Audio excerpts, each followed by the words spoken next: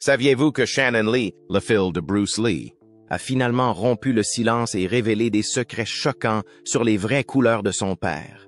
Pendant des années, le monde a vu Bruce Lee comme un héros indomptable, un maître d'arts martiaux qui éblouit par sa force, sa philosophie et son charisme. Mais maintenant, ce que sa fille a avoué pourrait complètement changer tout ce que vous pensiez savoir sur lui. Dans une série de déclarations explosives, Shannon a mis en lumière des aspects cachés de la vie de Bruce Lee, tensions familiales, luttes internes et conflits avec le système même qu'il a lui-même tenté de défier. Mais ce n'est pas la chose la plus surprenante. Au fil des années, sa mort mystérieuse a été entourée de spéculations et de théories. Aujourd'hui, Shannon révèle ce que beaucoup voulaient garder dans l'ombre. Quelles vérités dérangeantes ont été révélées? Quel secret Bruce Lee a-t-il gardé qui pourrait changer son héritage à jamais? Préparez-vous pour une histoire pleine de mystères, d'intrigues et de révélations inattendues. Parce que ce que Shannon est sur le point de révéler ne vous choquera pas seulement, cela vous coupera le souffle. Et avant de continuer à regarder, abonnez-vous à la chaîne et aimez-la. Ceci est très important pour YouTube et aidera notre communauté à grandir et à vous apporter plus de contenu exclusif. Et si vous aimez notre travail et souhaitez soutenir encore plus la chaîne, pensez à laisser un super merci. Mais si vous ne pouvez pas, ne vous inquiétez pas. Commentez simplement ce qui vous a le plus surpris dans cette vidéo. Et n'oubliez pas, regardez jusqu'à la fin pour la révélation finale qui vous laissera sans voix. Bruce Lee est né le 27 novembre 1940 à San Francisco, en Californie, au milieu d'une période turbulente de l'histoire mondiale, alors que la Seconde Guerre mondiale progressait. Sa naissance eut lieu à l'hôpital Jackson Street à Chinatown. Son nom de naissance était Lee Jun-fan, mais l'infirmière qui l'a soigné a suggéré qu'il soit appelé Bruce, un nom occidental que ses parents ont accepté sans trop réfléchir à l'époque. Son père, Lee Hoi-chuen, était un acteur d'opéra cantonais renommé et sa mère, Grace Ho, appartenait à une famille influente de Hong Kong, issue d'une lignée aristocratique. La combinaison de son origine paternelle, liée au théâtre et aux jeux d'acteurs, avec son influence maternelle de sophistication et de tradition, a façonné l'identité unique de Bruce dès son plus jeune âge. Peu de temps après sa naissance, la famille est retournée à Hong Kong, qui était alors sous domination britannique. Durant ses premières années, Bruce a grandi dans un environnement entouré de culture chinoise, mais avec une forte influence occidentale, fait inhabituel pour l'époque. Hong Kong était un endroit dynamique mais instable, en particulier pendant l'occupation japonaise, qui a eu lieu entre 1941 et 1945. Cette période a été extrêmement difficile pour de nombreuses familles, et les Lee n'étaient pas à l'abri des défis posés par la guerre et la rareté des ressources. Malgré tout, Bruce a eu une enfance relativement confortable, grâce au statut d'acteur respecté de son père. Dès son plus jeune âge, Bruce a démontré une personnalité énergique et curieuse. C'était un enfant agité, toujours en quête d'action, explorant les rues de Hong Kong avec beaucoup d'enthousiasme. Ses parents se sont vite rendus compte qu'il avait une énergie débordante et un esprit rebelle, ce qui le conduisait souvent à des ennuis. Son père, homme de théâtre et de cinéma, a initié Bruce au monde des arts du spectacle dès son plus jeune âge. À seulement quelques mois, Bruce était déjà apparu dans un film et tout au long de son enfance et de son adolescence. Il a participé à plusieurs productions cinématographiques. Son talent d'acteur était évident, et il avait une présence magnétique devant les caméras, héritant du charisme naturel de son père. Bien que sa vie ait été relativement privilégiée par rapport à celle de nombreux enfants de l'époque, Bruce n'était pas à l'abri des difficultés de la jeunesse à Hong Kong, durant son enfance et son adolescence. Il a été témoin des inégalités sociales, des conflits entre différents groupes et de la montée de la criminalité dans les rues de la ville. Son esprit agité l'a amené à s'impliquer dans divers combats de rue et il a rapidement acquis une réputation de jeune combattant. Il n'était pas seulement un enfant ordinaire qui s'attirait des ennuis pour s'amuser, mais quelqu'un qui se distinguait par sa vitesse, ses compétences et son agressivité au combat. Sa mère, préoccupée par la direction que prenait sa vie, a décidé que Bruce avait besoin de discipline et de quelque chose pour canaliser son énergie vers quelque chose de positif. C'est alors que Bruce fut initié au monde des arts martiaux, un changement qui allait définir tout le cours de sa vie. Il a commencé à s'entraîner sous la tutelle du légendaire maître Ip Man, l'un des plus grands pratiquants du style Wing Chun. Au début, Bruce ne prenait pas l'entraînement au sérieux, le voyant plutôt comme un moyen d'améliorer ses compétences en combat de rue. Cependant, comme en approfondissant les enseignements du maître, il a commencé à réaliser que les arts martiaux allaient bien au-delà du combat physique. Il a appris la discipline, le respect et la stratégie, des valeurs qui deviendront plus tard le fondement de sa propre philosophie.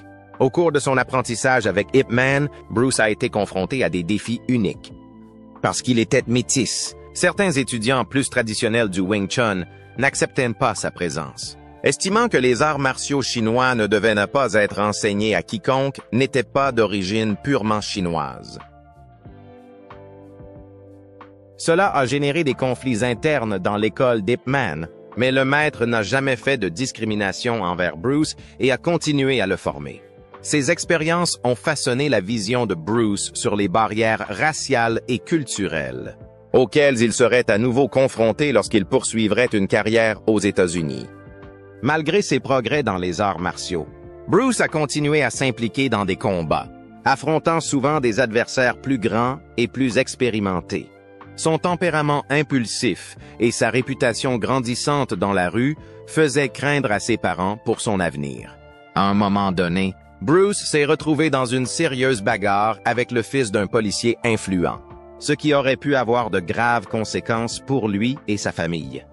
C'est alors que ses parents ont pris une décision radicale, l'envoyer aux États-Unis pour qu'il puisse avoir une nouvelle opportunité et se construire un avenir meilleur.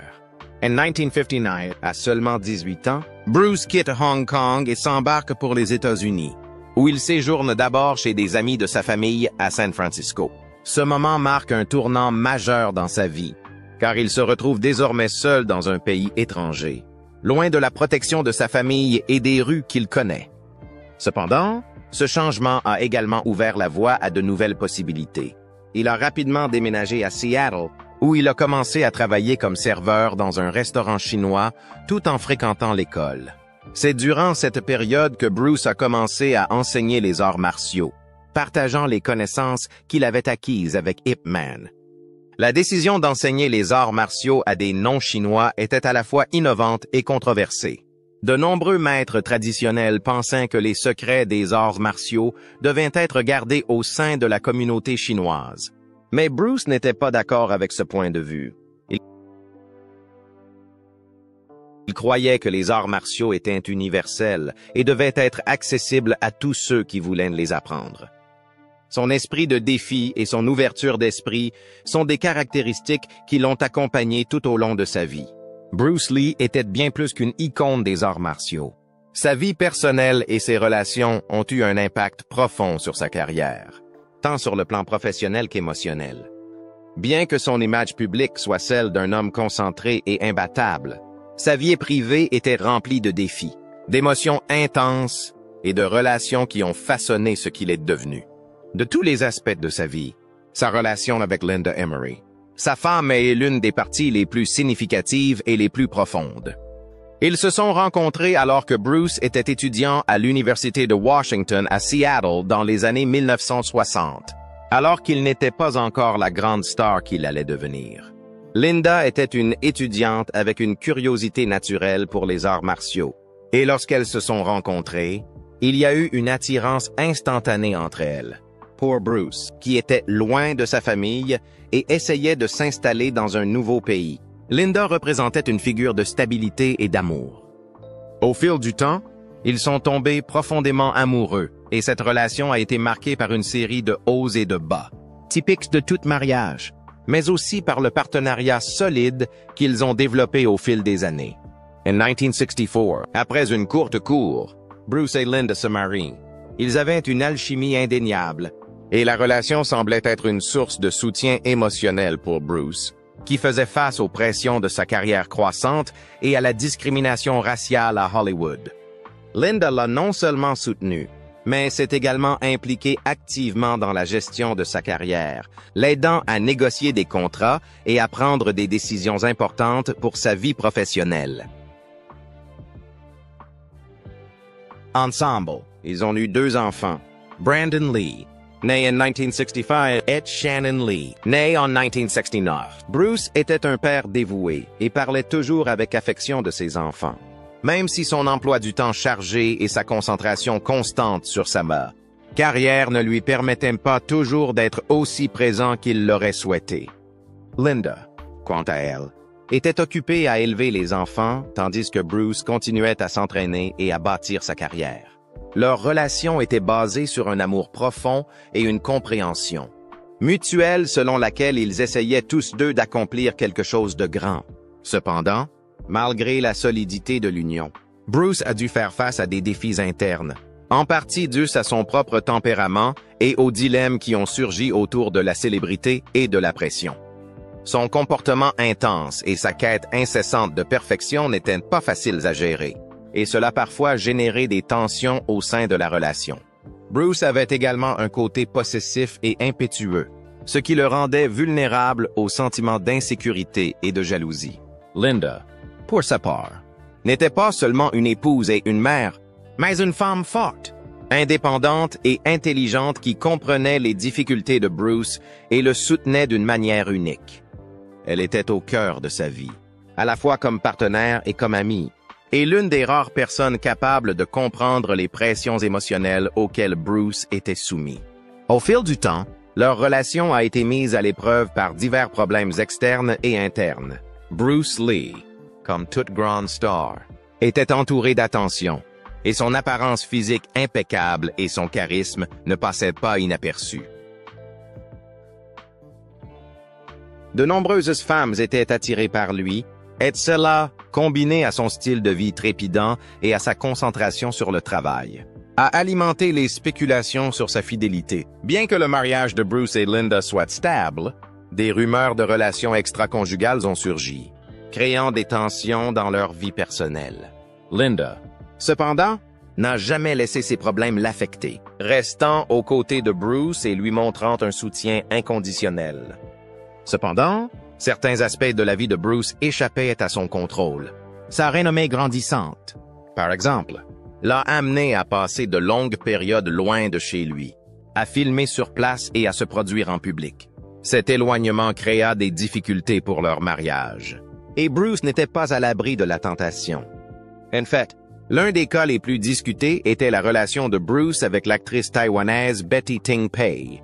Cette relation extra-conjugale a généré de nombreuses spéculations et a alimenté davantage de mythes sur la vie personnelle du maestro. Betty Ting Pei fut la dernière personne à le voir avant sa mort soudaine, ce qui ne fit qu'accroître le mystère entourant sa vie et sa mort.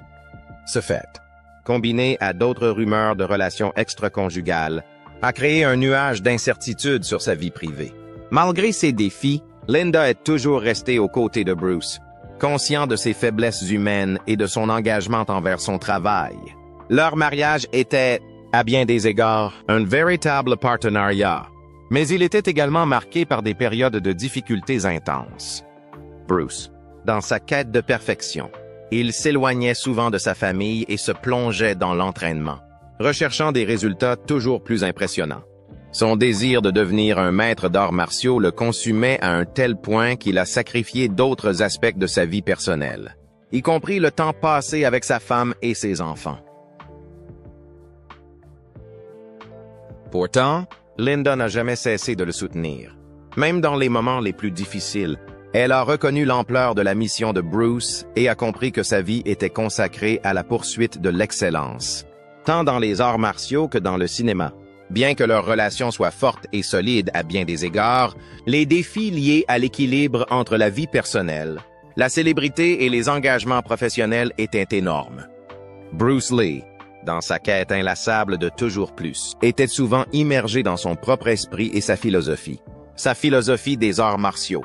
Le Jeet Kune Do reflétait l'idée d'adaptation, de fluidité et de dépassement des limites, mais cela s'étendait également à son caractère même. Sa relation avec Linda était souvent mise à l'épreuve par le besoin de Bruce de toujours exceller et son intensité innée. Sa relation avec ses enfants, en particulier Brandon Lee, a également connu des hauts et des bas. Bruce avait un grand amour pour son fils aîné, mais sa passion pour la perfection et sa quête incessante du succès se manifestaient parfois par le désir de voir Brandon suivre ses traces. Tout au long de sa vie et de sa carrière, il a été un homme aux multiples facettes. Son personnage public, bien que souvent associé à la force, à la discipline et à la maîtrise des arts martiaux, a également été marqué par des déclarations et des révélations controversées qui ont généré des débats, des spéculations, parfois, des controverses. Il s'agissait sans aucun doute d'une personnalité aux multiples facettes dont les opinions et le comportement remettaient souvent en question les conventions et les normes établies. L'un des aspects les plus discutés de Bruce Lee était ses critiques et ses réflexions sur l'état des arts martiaux. Au début de sa carrière, il a directement remis en question les méthodes d'enseignement et de formation traditionnelles, en particulier les styles qu'il considérait comme limitatifs et trop rigides. Pour Bruce, la véritable essence des arts martiaux résidait dans l'adaptation et l'utilisation de ce qui était le plus efficace, et non dans l'obéissance aveugle aux règles et aux traditions d'une école spécifique.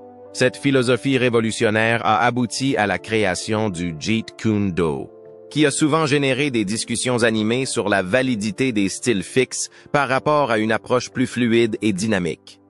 Bruce a toujours souligné l'importance d'être agile comme l'eau, capable de se modeler selon les exigences de la situation. Et ses idées n'éteignent pas, ils ont toujours été bien accueillis par les autres professeurs et pratiquants d'arts martiaux.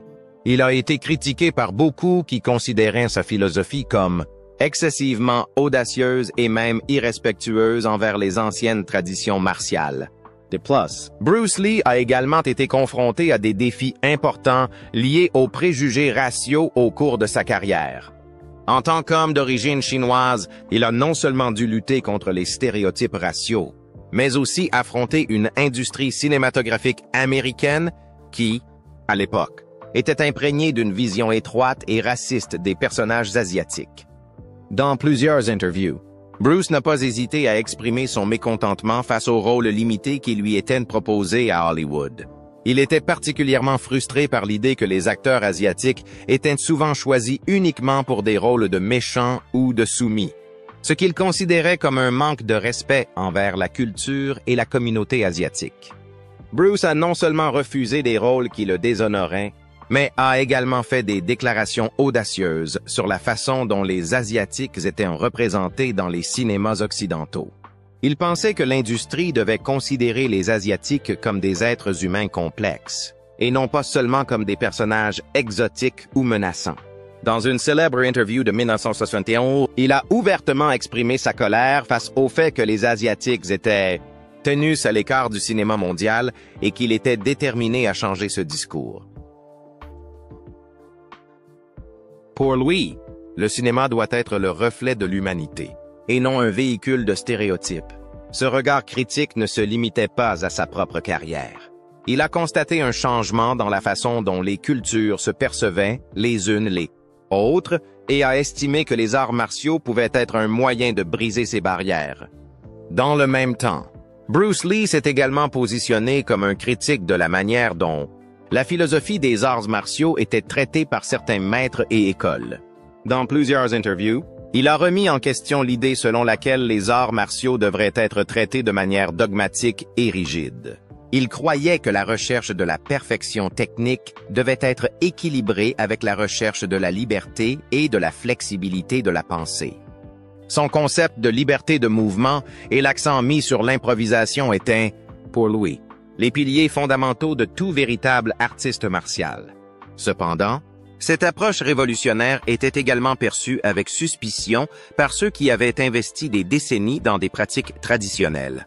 Ces défis ne se limitaient pas seulement aux difficultés physiques auxquelles tout athlète de haut niveau est confronté, mais aussi aux obstacles émotionnels, psychologiques et même conspirationnistes qui ont surgi tout au long de son parcours. L'un des plus grands défis de Bruce Lee a sans aucun doute été les blessures qu'il a subies tout au long de sa carrière, en particulier celles qui l'ont presque empêché de poursuivre sa carrière dans les arts martiaux et le cinéma.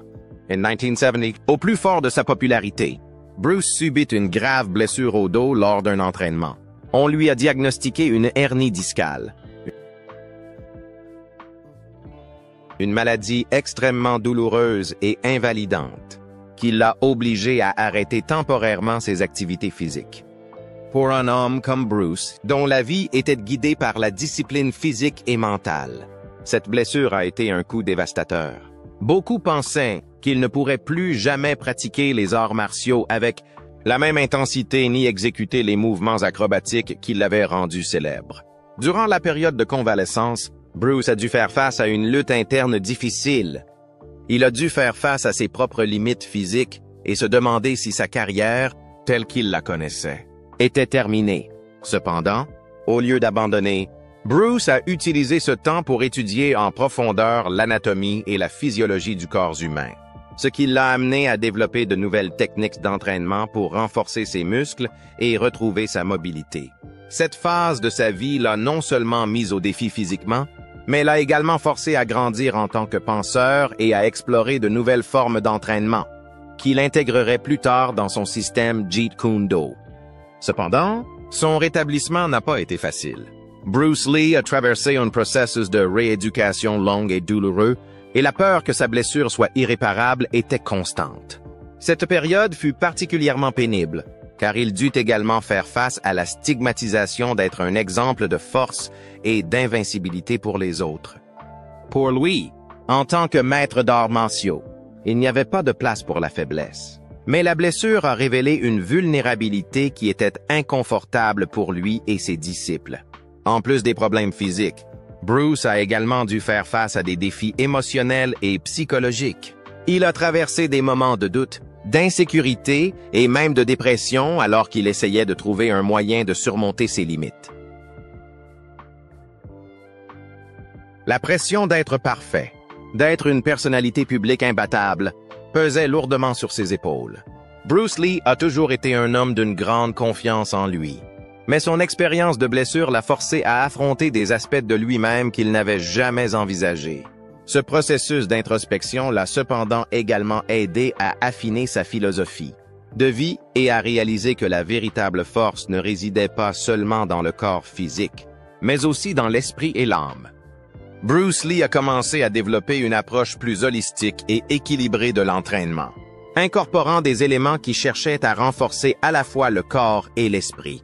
Il a compris que la véritable maîtrise ne consistait pas à être invincible, mais à être capable de se rétablir et d'évoluer, quels que soient les obstacles qui se présentaient. Tout en luttant pour surmonter les défis physiques et émotionnels, Bruce Lee a également été confronté à des difficultés externes. Son ascension vers la célébrité internationale n'a pas été facile et il a constamment dû faire face aux obstacles imposés par une industrie cinématographique qui, à l'époque, n'était pas disposée à accepter un acteur asiatique dans les rôles principaux. Il a dû faire face à la résistance des producteurs qui ne croyaient pas au potentiel d'un film mettant en vedette un acteur asiatique. Et la plupart des rôles qui lui ont été proposés étaient limités et stéréotypés. Bruce Lee ne s'est pas contenté de cela, et s'est toujours efforcé de prouver qu'il était plus qu'un simple combattant. Son combat pour la reconnaissance ne s'est pas limité à Hollywood. Il a également dû faire face à une certaine résistance au sein de la communauté des arts martiaux. De nombreux enseignants d'autres écoles ont perçu ces idées novatrices comme une menace pour la tradition et la hiérarchie établie. Bruce, cependant, était déterminé à remettre en question le statu quo et à créer quelque chose de nouveau, quelque chose de plus efficace et de plus réaliste. Cette résistance était l'un des plus grands défis émotionnels et psychologiques auxquels il était confronté. Il n'était pas seulement un homme en quête de succès et de reconnaissance, mais aussi quelqu'un qui croyait profondément en une philosophie de vie qui recherchait la véritable liberté, la flexibilité de pensée et l'adaptation aux circonstances. Cette initiative n'a pas été bien accueillie par beaucoup de ses contemporains. Dans le même temps, l'exposition médiatique constante et le poids de la célébrité représentaient également des défis pour Bruce. Il n'a jamais été quelqu'un qui recherchait la gloire pour la gloire, mais plutôt quelqu'un qui voulait être respecté en tant que véritable maître et penseur d'arts martiaux. Les médias. Cependant, ont vu Bruce Lee non seulement comme un artiste, mais aussi comme une machine de combat, ce qu'il n'a jamais voulu être. Il ressentait souvent du ressentiment envers la manière dont il était dépeint et avait le sentiment que la véritable profondeur de son travail et de ses idées n'était pas comprise ou appréciée. Cela a entraîné une certaine tension émotionnelle et psychologique, un sentiment d'isolement et d'incompréhension, qui est devenu plus évident à mesure que sa carrière progressait. En plus des défis émotionnels, physiques et psychologiques, Bruce a également dû faire face à ce que beaucoup considèrent comme des conspirations entourant sa mort prématurée. En 1973, à seulement 32 ans, il a engendré une série de théories du complot dont certaines sont encore débattues aujourd'hui. La cause officielle était un œdème cérébral provoqué par une réaction allergique à un analgésique, mais cette explication n'a jamais convaincu beaucoup de ses disciples et admirateurs. Certains ont suggéré que Bruce Lee avait été empoisonné par des personnes qui craignaient son impact croissant sur l'industrie du divertissement, tandis que d'autres pensaient que sa mort était liée à un pacte secret ou à des forces mystérieuses cherchant à le faire taire. Les théories du complot entourant sa mort ne portaient pas seulement sur les circonstances de sa mort, mais aussi sur la nature de sa vie et de son succès. Bruce Lee, en défiant les conventions et en créant quelque chose d'innovant, s'est fait des ennemis en cours de route. Tout au long de sa carrière, Bruce Lee s'est efforcé de briser les barrières raciales qui limitaient les opportunités pour les acteurs asiatiques, qui étaient souvent relégués à des rôles stéréotypés de méchants ou de serviteurs. Il a été un pionnier en prouvant qu'un acteur asiatique pouvait être le rôle principal d'un grand film d'action, défiant ainsi les attentes de l'industrie hollywoodienne. Ces films ont non seulement mis en valeur sa maîtrise des arts martiaux, mais ont également présenté un récit combinant action, philosophie et une vision du monde unique, quelque chose qui a trouvé un écho auprès de millions de personnes à travers le monde. Lee a contribué à façonner l'image du héros asiatique en s'éloignant des clichés traditionnels et en créant des personnages profonds, complexes et puissants. Elle est devenue une source d'inspiration pour ceux qui se sentaient marginalisés ou représentés négativement dans les médias, offrant un modèle de force, de détermination et d'authenticité dans le monde des arts martiaux. L'héritage de Bruce Lee est immense. Son approche révolutionnaire de l'entraînement physique et mental a transformé la pratique de nombreuses modalités. Lee ne s'est pas limité à style traditionnel du kung-fu, mais a développé une philosophie unique appelée Jeet Kune Do, qui était basée sur l'idée que l'efficacité dans les arts martiaux ne résidait pas dans le fait de suivre de manière rigide une technique ou un style, mais dans la capacité de s'adapter à n'importe quelle situation et d'utiliser ce qui était le plus efficace à un moment donné. Cette approche innovante a influencé non seulement les pratiquants de Kung Fu, mais également d'autres maîtres d'arts martiaux du monde entier. Le Jeet Kune Do est considéré par beaucoup comme l'un des premiers systèmes d'entraînement ouverts, mettant l'accent sur l'adaptabilité, la fluidité et la recherche de la meilleure solution pour chaque situation. De plus, l'accent mis par Bruce Lee sur le conditionnement physique a également eu un impact durable. Son approche de l'entraînement a été l'une des premières à intégrer l'entraînement cardiovasculaire, la musculation, la flexibilité et l'endurance, créant ainsi un régime équilibré et holistique. Cette approche a révolutionné l'entraînement physique moderne et influencé la façon dont les athlètes de diverses disciplines se préparent aujourd'hui. La philosophie de Bruce Lee, basée sur la recherche de l'amélioration personnelle et du développement du corps et de l'esprit, a transcendé les arts martiaux et est devenu un modèle pour quiconque cherche à améliorer sa vie personnelle ou professionnelle.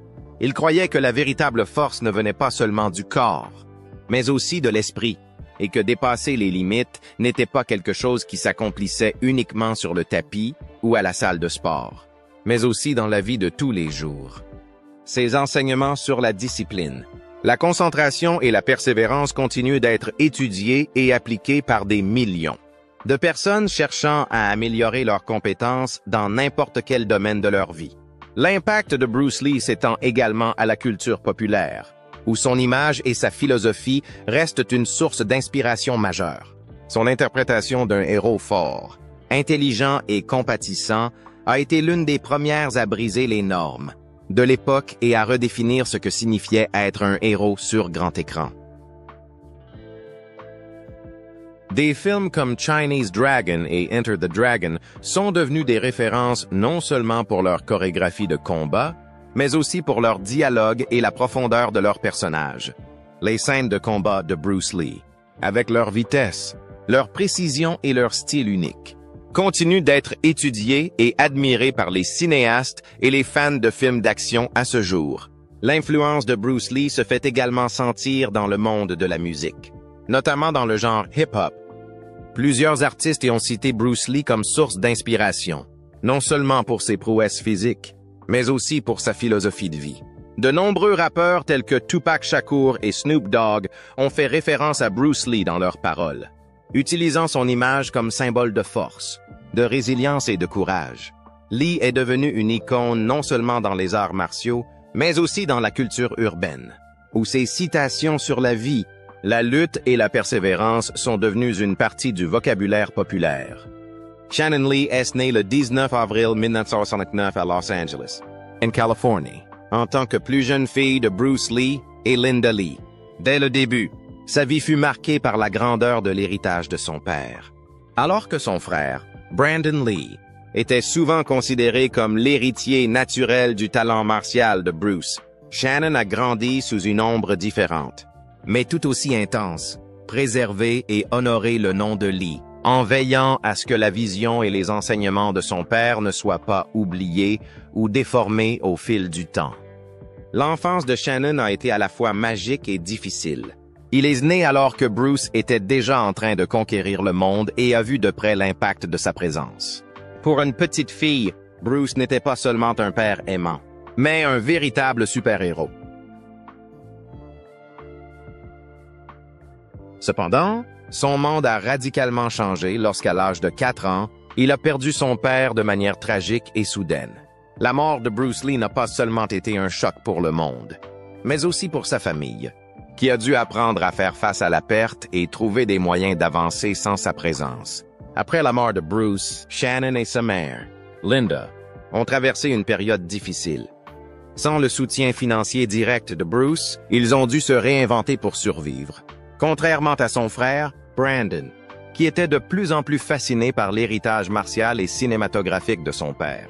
Shannon a eu une enfance relativement éloignée des arts martiaux. Linda a veillé à élever ses enfants dans un esprit de normalité, loin du poids constant des attentes que le nom Lee comportait. Cependant, à mesure que Shannon grandissait, il était inévitable que l'influence de son père commence à se manifester de différentes manières. Tout au long de sa jeunesse, il a traversé différentes phases, explorant divers domaines de la connaissance et de l'art, mais gardant toujours un lien avec les philosophies et les enseignements laissés par Bruce. Brandon Lee a suivi les traces de son père et a cherché à construire sa propre carrière dans le cinéma. Il ne voulait pas être seulement le fils, mais un acteur respecté pour son propre talent. Sa carrière était en plein essor lorsque, lors du tournage de The Crow, un accident mortel se produisit sur le plateau, qui lui coûta la vie prématurément. Pour Shannon, cette tragédie a été un tournant. En plus de perdre son seul frère, elle réalisa qu'elle était désormais la seule descendante directe de Bruce Lee qui pouvait perpétuer son héritage. C'est à partir de ce moment que Shannon a commencé à s'impliquer plus activement dans la préservation de la mémoire de son père. Déterminée à maintenir vivante la philosophie et l'influence de Bruce Lee, Shannon a pris la direction de la Fondation Bruce Lee, une organisation dédiée à la diffusion et à la préservation des enseignements de Bruce, garantissant que son message transcende les arts martiaux et atteigne un public encore plus large. Sous sa direction, la Fondation a élargi ses activités, proposant des programmes éducatifs, des conférences et des événements pour que l'héritage de Bruce reste pertinent pour les nouvelles générations.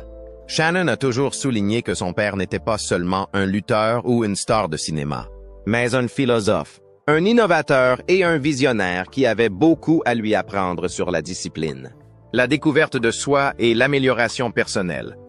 L'une des plus grandes batailles auxquelles Shannon a dû faire face au fil des Hans a été celle contre les fausses représentations de Bruce Lee dans la culture pop.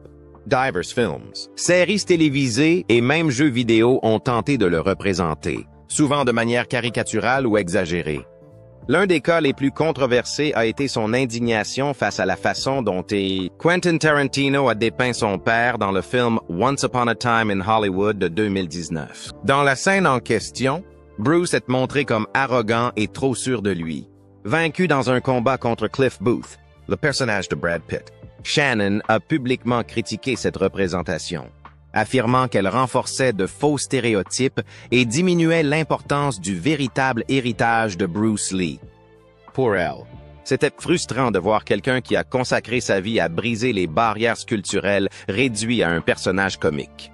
La réponse de Tarantino n'a pas aidé, car il a insisté sur le fait que Bruce était, en fait, arrogant, ce qui n'a fait qu'accroître la controverse. Cet épisode a clairement montré que Shannon n'était pas disposé à permettre que le nom de son père soit utilisé de manière irrespectueuse. En plus de protéger l'image de Bruce Lee, Shannon se consacre également à la promotion de ses enseignements au-delà des arts martiaux. Il a écrit des livres et produit des documentaires qui explorent la philosophie de vie de Bruce, montrant qu'il n'était pas seulement un combattant, mais un penseur qui croyait en l'évolution constante des êtres humains. Son documentaire Be Water, diffusé par ESPN en 2020, a reçu de nombreux éloges pour avoir montré un côté plus profond et plus humain de Bruce, allant au-delà de la figure emblématique et soulignant ses luttes contre les préjugés et les barrières sociales. Ces dernières années, Shannon a travaillé à étendre l'influence de la Fondation Bruce Lee, en utilisant les médias sociaux et d'autres plateformes numériques pour atteindre un public plus large. Elle croit que les enseignements de son père sont plus pertinents que jamais, surtout dans un monde où les gens recherchent la connaissance de soi, la discipline et un but. Par l'intermédiaire de la Fondation, il promeut des programmes destinés aux jeunes, favorisant la confiance en soi et la résilience, inspirant les nouvelles générations à suivre les principes de Bruce Lee. Malgré les difficultés et le poids de porter un nom aussi légendaire, Shannon a toujours fait preuve d'une position forte et déterminée. Il n'a jamais essayé d'être une copie de son père ou de son frère, mais plutôt de forger son propre chemin tout en honorant l'héritage familial. Elle comprend que Bruce Lee n'appartient pas seulement à sa famille, mais au monde. Et c'est pourquoi elle s'efforce de garantir que son message reste vivant et fidèle à son essence. Tout au long de sa vie, Shannon a lutté contre la douleur de la perte des deux figures masculines les plus importantes de sa vie. Mais elle a transformé cette douleur en motivation pour garder leur mémoire vivante. Son travail inlassable en tant que gardienne de l'héritage de Bruce Lee démontre qu'il continue d'inspirer les gens du monde entier, non seulement en tant que combattant ou star de cinéma, mais aussi en tant qu'exemple de discipline, de courage et d'authenticité. Le nom de Bruce Lee reste un symbole de force, de réussite et d'innovation, et cela est dû en grande partie au travail dévoué de Shannon. Elle comprend que son père n'était pas seulement une icône, mais un révolutionnaire qui a ouvert des portes aux générations futures. Et tant qu'elle poursuivra sa mission, l'esprit de Bruce Lee continuera d'inspirer des millions de personnes à travers le monde.